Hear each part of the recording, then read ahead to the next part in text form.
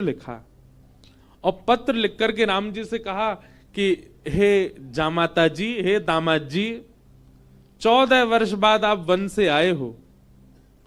आप में तो जनकपुर के लोगों के प्राण हैं ही, परंतु हमारी लाली जो है जानकी, वो तो हमारी प्राण ही हैं।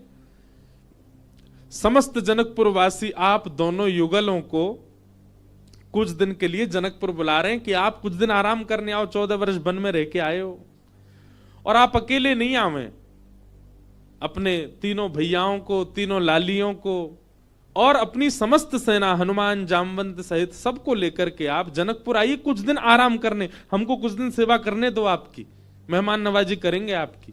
कुछ दिन के भ्रमण के लिए आप लोग जनकपुर आ जाओ। भगवान सभा में बैठे थे और सभा में बैठे बैठे जैसे ही जनक जी का पत्र आया तो भगवान ने हनुमान जी से ही कहा, पत्र पढ़ के सुनाओ, क्या बोल रहे हैं हमारे ससुर जी। हनुमान जी ने पूरा पत्र पढ़ा। बोले, भगवान, हे प्रभु श्री राम, आपको, पूरी सेना को, हमारी मैया को, तीनों भैयाओं को, तीनों भाभियों को, सबको जनक जी बुला रहे हैं जनकपुर कुछ दिन आराम के लिए। सबरे बंदर उछलने लगे। बोले, जय हो, बढ़िया भयो, अब आनंद आएगा, जनकपुर में जाएंगे, हम सब अपने हाथ पांव दबाएंगे। बहुत युद्ध करके आए रावणों से, रावण की सेना से, और बढ़िया मालपुआ खावे को मिलेगा। राम जी की बारात में तो हम नहीं जा पाए थे, पर बारात की चर्चा हमने सुनी थी।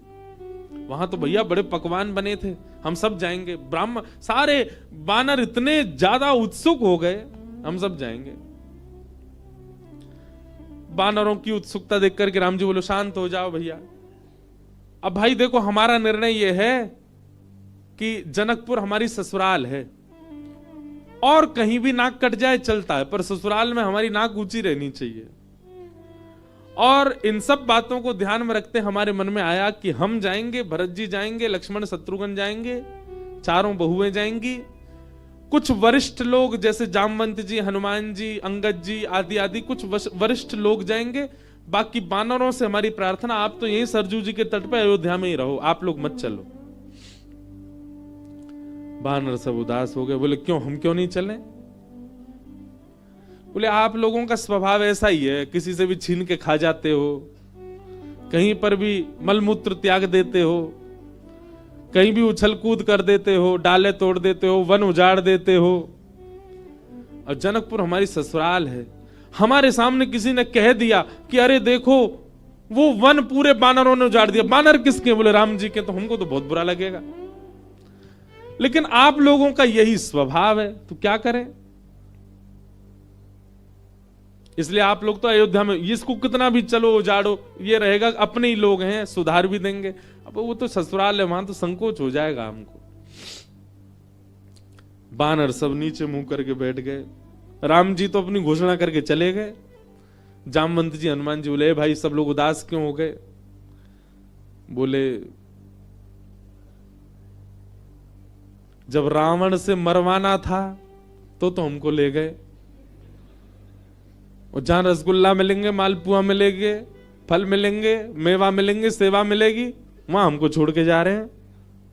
हाँ, यही बात है।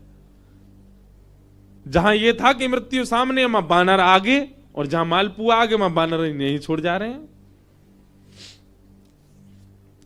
जामवंत जी ने हनुमान जी से कहा, हनुमान जी आप जाके निवेदन करो। बोले, देखो हम तो कुछ नहीं कहेंगे, हमारे स्वामी हैं, उनकी आज्ञा हमारे लिए सर्वोपरि है। आप बड़े हो, सीनियर हो, आप ही बात करो। जामवंत जी गए और राम जी से कहा, देखो सब बानर बहुत उदास हो गए, आप ऐसे मत करो, मैं जिम्मेवारी लेता हूं, एक पत्ता भी जनकपुर का टूटेगा नहीं, किसी वृक्ष का। ले देखो, आ गए ऊपर से। इनकी काम की बात चली, सुनवे आए। बोले, आपके ससुराल में एक चीज भी यहां से वहां नहीं होगी, हमारी गारंटी। राम जी बोले, भैया 100, 200, 300 बंदर नहीं है, करोड़ों बंदर हैं, किस किस को संभालोगे? बोले, वो हमारी जिम्मेवारी। मैं वचन देता हूं, आपकी ससुराल में एक बात भी ऐसी नहीं होगी जिससे आपको संकोच अनुभव हो। अच्छा देखो, राम जी को संकोच की कोई चिंता नहीं है, तो लीला कर रहे थे, राम जी आनंद कर रहे थे। जामवंत जी बोले, सब बानरों की जिम्मेवारी मैं लेता हूं, राम जी बोले देख लो, फिर हम कुछ बात होगी हम तुमसे ही कहेंगे। जामवंत जी बोले आप कह लेना हमसे, बस जिम्मेवारी हमारी। ठीक है। जामवंत जी बाहर आए, बाहर आकर के सब बानरों से बोले हाँ भैया सुनो, राजी हो गए राम जी आप सबको ले जाने के। बंदर तो छलन लगे, जय हो राजा रामचंद्र भगवान की जय हो, हमारे जामवंत जी की जय हो, अब तो जाएंगे खूब आनंद करेंगे। बोले लेकिन सावधान, मैंने जिम्मेवारी ली है, एक पत्ता भी नहीं टूटना चाहिए जनकपुर के किसी वृक्ष का। बानर बोले बिल्कुल नहीं टूटेगा, आप तो बिल्कुल आज्ञा करो कैसे चलना है। बोले सब मुझे देखो, जो मैं करूं वही करना है, जब मैं बोलूं तब बोलना है, जब मैं शांत रहूं तब, यहां तक कि श्वास भी मेरे संगी लेनी है सबको। मैं जब छोड़ूं तब छोड़नी, तब लेनी तब लेनी, मैं जब मुड़ूं तब मुड़ना, मैं जब देखूं तब देखना, मैं जब सोऊं तब सोना, मैं जब खांसूं तो खांसना। बानर बोले ठीक है। राम जी बोले एक बार हमको डेमो दिखाओ। जामवंत जी खड़े हो गए, करोड़ों बंदर खड़े सामने। जामवंत जी ने अपना उल्टा हाथ उठाया, सारे बानरों ने अपना उल्टा हाथ उठाया। जैसे परेड होती है ना 26 जनवरी को, तो हमारे मिलिट्री के जवान बिल्कुल एक संग उनके हाथ पैर चलते हैं, ये हाथ पीछे तो यही हाथ पीछे जाएगा। उनको देखो कभी, उनके पैर भी बिल्कुल समय पे आगे, समय से पीछे, गर्दन भी समय से चलेगी। वैसे मिलिट्री के जवानों की तरह सब बंदर खड़े हो गए। जामवंत जी हंसे तो सबरे बंदर हंसे, जामवंत जी खांसे तो जिनको खांसी नहीं आ रही वो जबरदस्ती खांसे। खांसना ही है, जामवंत जी खांस रहे हैं। राम जी बोले चलो ठीक है, अब चलते हैं जनकपुर। आहा, जनकपुर की ओर जा रहे हैं। 14 वर्ष बाद वन से लौटने के बाद, राज्याभिषेक के बाद, राजा रामचंद्र भगवान पूरे नगर में उत्सव मनते जा रहे हैं। जहां जहां से निकलते हैं वहीं पुष्प वर्षा हो रही है, विशाल सेना राम जी की चल रही है। पर इस पूरी यात्रा का सबसे श्रेष्ठ केंद्र बिंदु, आकर्षण बिंदु था बानरों की परेड। बिल्कुल ऐसे चल रहे हैं सीधे। जामवंत जी इधर देखे तो सब बानर इधर देखे, जामवंत जी नीचे तो सब नीचे, जामवंत जी खुजा में तो सब खुजा में। जैसे ही जनकपुर में पहुंचे, राम जी की सब बलैयां लेने लगी अटारी इनसे, हमारे पहुना आए, हमारे जमाई राजा आए। सबके नेत्र सजल हो गए। पर पूरे जनकपुर में जैसे ही बानरों ने प्रवेश किया, आहा, बानरों की ऐसी प्रशंसा, भैया कैसे सुधरे भाई। अच्छा, जामवंत जी ने सबके काजे वस्त्र भी सिलवाए थे, सब बानर बिल्कुल बढ़िया, ऊपर को आधी बगलबंदी सी पहन के, नीचे धोती सी पहन के, टोपा से पहन के चल रहे थे। कैसे, मैं तो चिंतन करता हूं कैसे लग रहे होंगे सब। हम बंदरों के बीच में ही रहते हैं ना वृंदावन में। महाराज आरती का थाल ले लेकर के जनकपुर की सब नारियां आरती कर रही हैं, पर बानर नहीं उनकी ओर देखें भी। जब जामवंत जी देखेंगे तभी देखेंगे। जनक जी महाराज ने स्वागत किया, और स्वागत करके खूब प्रेम से वार्ता हुई। और फिर बोले भैया पूरे जनकपुर में हल्ला है आपके बानरों का, कैसी सेना, लग रहा है देखते ही बनता है कि यही बानर मार सकते हैं रावण की सेना को। इतने शिष्टाचारी, इतने गंभीर। देखो इतनी बड़ी सभा में करोड़ों बानर बैठे हैं, पर सुई गिर दो तो उसकी आवाज भी आ जाएगी, पिन ड्रॉप साइलेंस। दूर बैठे जामवंत जी सिर हिलावे, सब बानर करें हाँ। अब आप बहुत दूर से चल के आए हैं, सबकी प्रसाद की व्यवस्था है। हाँ भाई, सब बानरों के आगे चौकी लगाओ। पहली बार बानर चौकी पे बैठ के पाएंगे। चौकी पे बैठ गए, चौकियों के आगे दूसरी चौकी, चौकी के ऊपर सोने की थाली, चांदी की कटोरी, आहा क्या बढ़िया। सब बानरों की थाली, पहली बार बानरों के आगे थाली लगी है। लेकिन बानर थाली में नहीं देख रहे हैं, सब जामवंत जी को देख रहे हैं। पनीर की सब्जी आई, काजू की सब्जी आई, ये सब्जी आई, मिष्ठान आए, पूड़ी आई, 5 प्रकार की पूड़ी आई, रोटी आई, चावल आए। बानरों का स्वभाव क्या है, आप केला भले ही हाथ से दो लेकिन फिर भी छीन के ही लेगा। बानर का स्वभाव होता है, उसका छीनने का ही स्वभाव होता है। पर सारे बानर ऐसे बैठे जामवंत जी को देख रहे, टेढ़ी टेढ़ी नजर करके देख तो रहे थाली में क्या क्या आ रहा है। लार टपकती जा रही है, लेकिन नहीं, जामवंत जी जैसे कहेंगे वैसे खाना है। सबको फल दिए गए, फलों में सब फल अमनिया करके दिए, आम सबको साबुत दिए गए, सबकी थाली के आगे आम रखे गए, सब बिल्कुल थाली हो गई।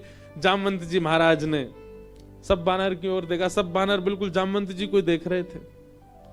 जामवंत जी ने हाथ में जल लिया, अन्नपूर्णे सदा पूर्णे, सब बानर बोल रहे अन्नपूर्णे सदा पूर्णे। थाली के ऊपर 4 बार घुमा, सब बानर घुमा रहे हैं, आचमन किया, सब बानर आचमन कर रहे हैं। जनक जी बोले राम जी मान गए आपकी सेना को, क्या अद्भुत बानर है सब। राम जी बेचारे धीमे धीमे पा रहे, बोले बस ये लाज बची रहे जितनी देर है। प्रसाद पाने लगे बिल्कुल वैसे, अगर दाल चावल पा रहे हैं जामवंत जी, सब दाल चावल ही पा रहे हैं, जितनी दाल जितनी सब्जी डाल रहे हैं उतनी डाल रहे हैं। अद्भुतता थी देखने में। थोड़ी देर पाने के बाद जामवंत जी की दृष्टि पड़ी आम पे, जैसे ही आम उठाया सब बानरों ने एक संग आम ही उठाए। जामवंत जी घुमा के देखें, सब बानर घुमा के देखें। जामवंत जी ने जोर से आम दबा के देखना चाहा कितनी गुठली है इसमें। अब वो आम ऐसा था कि जैसे नेक दबाया सो गुठली उछल गई उसमें से। अब जैसे ही गुठली उछली तो सब बानर दोनों हाथन से दबाई रहे, वो गुठली उछलनी चाहिए क्योंकि जामवंत जी की गुठली उछली है। अब सब बानर जैसी आम दबा में सबकी गुठली उछली। गुठली के उछलते ही जामवंत जी बोले इन हाथों से मेघनाथ निकल के नहीं भाग पाया, इन हाथों से रावण निकल के नहीं भाग पाए, छोटी सी गुठली भाग गई। और जामवंत जी जैसे ही उछले गुठली पकड़ने को, बानर बोले हमें भी ऐसे ही पकड़नी है, और एक दूसरे के ऊपर झपट्टा मारे। महाराज या पकड़, कहीं कड़ी उछाल रहे हैं, कहीं दाल उछाल रहे हैं, पूरी उछाल रहे हैं। जनकपुर की पूरी सभा जो कि स्वर्ण मंडित थी, जो कि चांदी से मंडित थी, आज वो खीर मंडित हो गई। सब जगह कड़ी खीर उछाल उछाल करके पूरी सभा का लेपन कर दिया। राम जी नीचे नजर करके बैठे। अब तो बानरों को खुली छूट मिल गई, एक दूसरे की थाली में से ले लेके भागे। 2-4 बानर तो जनक जी की थाली उठा के भाग गए। जनक जी देखते रहे और देखते ही देखते जनक जी की दृष्टि पड़ी राम जी को। राम जी बड़े संकोच। जनक जी समझ गए ये तो भैया पूरा प्री प्लान्ड था कि सीधे सीधे चलना है, सीधे सीधे खाना है। नहीं, बानर अपना स्वभाव कैसे छोड़े। राम जी को संकोच में देख जनक जी ने उनको हृदय से लगाया, बोले हम बिल्कुल अप्रसन्न नहीं है, हमको प्रसन्नता है कि इतना आनंद हुआ जनकपुर में इतने दिन बाद। आप बिल्कुल संकुचित मत हो। लेकिन सबसे ज्यादा संकोच हो रहा था जामवंत जी को।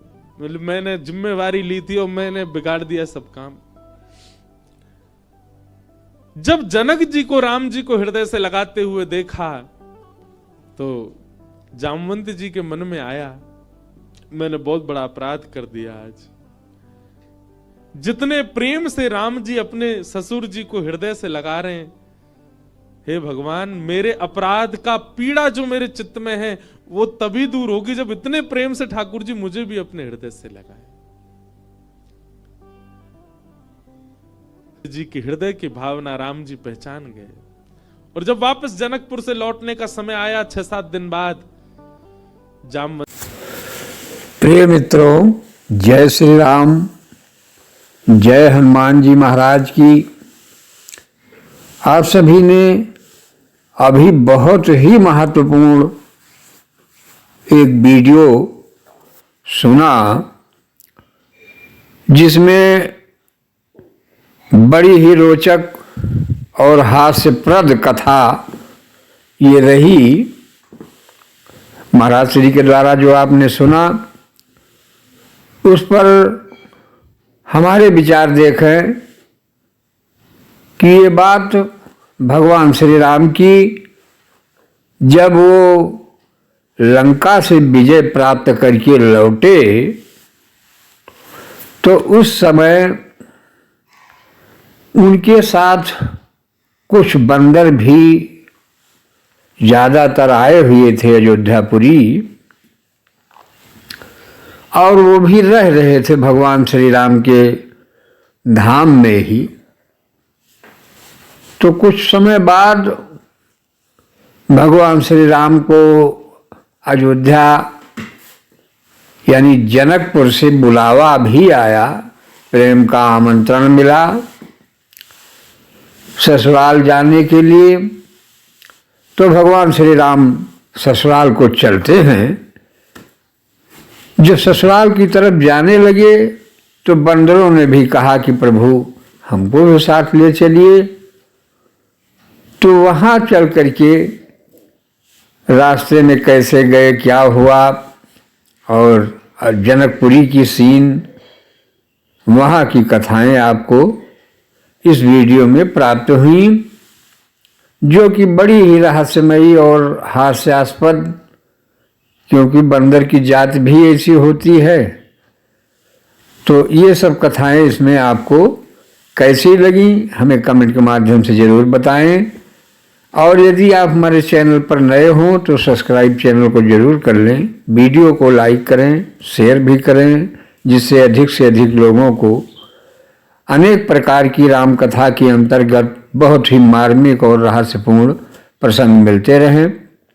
और हमारे वीडियो देखने के लिए आप पूरा वीडियो हमारे चैनल पर जुड़े रहें।